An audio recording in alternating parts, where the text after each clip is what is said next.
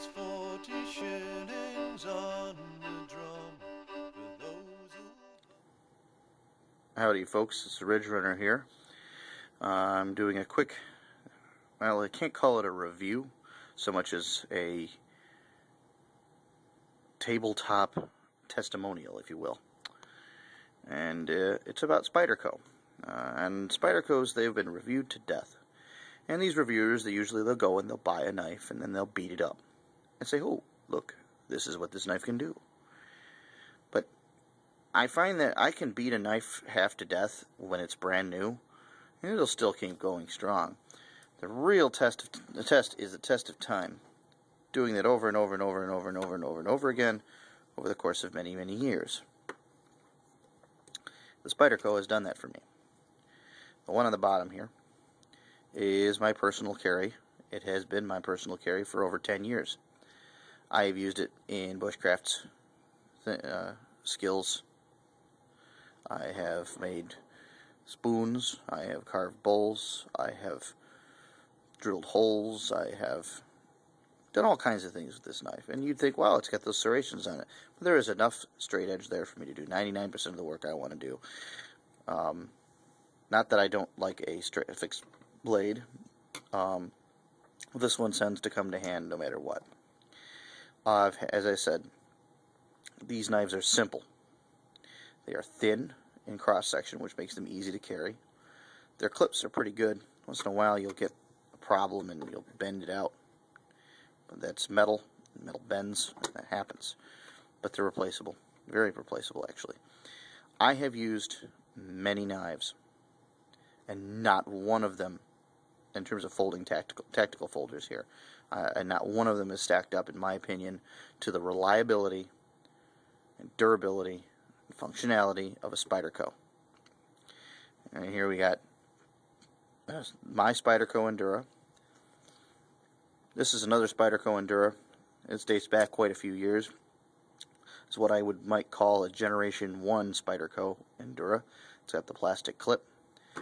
I got it at a blanket sale at a Wilderness Skills Rendezvous. And it's still going strong. I mean, it's not folding up. The lock is sound.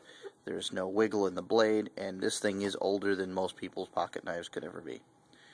Up here is a recently purchased, off of eBay actually, Spyderco Delica. It's a little smaller, a little handier.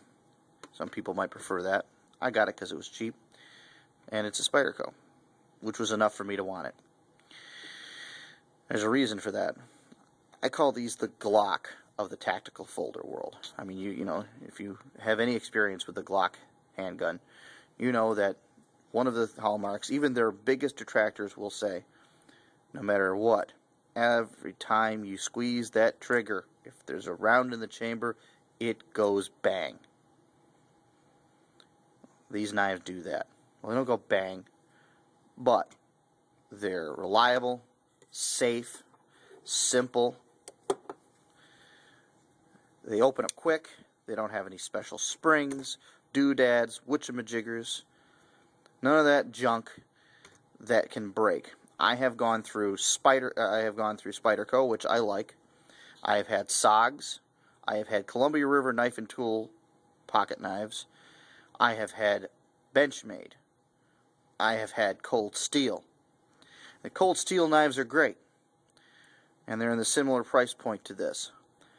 But they're fatter, and, you know, excuse me, but in the knife world, for me, thinner is better.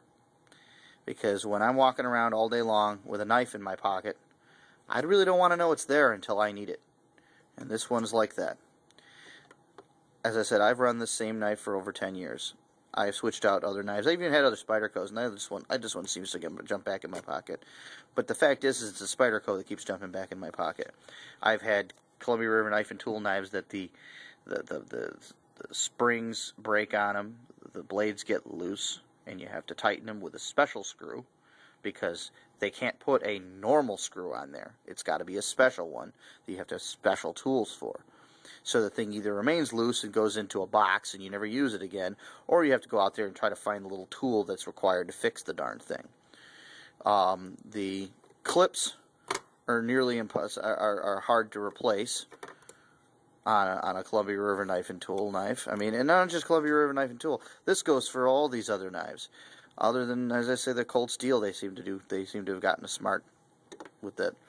But I mean, these ones here, they're Torx. You can get them anywhere. But the point is, I haven't had to do any of that with this knife. I have beat the tar out of it. So I guess the main thing I want to say here is, if you have any question as to what I would recommend you carry, if you are looking to get into a tactical folder and you have not gotten one yet, or even if you have and are having problems with it, get a Spyderco and get it done. That's all I can say.